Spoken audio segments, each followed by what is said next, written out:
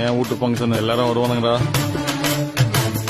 ஆட்டுப்பால் குடிச்சா அரி வழிஞ்சி போகும் முன்னு, எரும பால் குடிச்சா எப்ப வந்து சேரும் முன்னு, வெள்ளிச்சங்கு செஞ்சா விளக்கி வைக்க வேணும், தங்காத்தில் சங்கு செஞ்சு தாராண்டி தாய் மாமன்.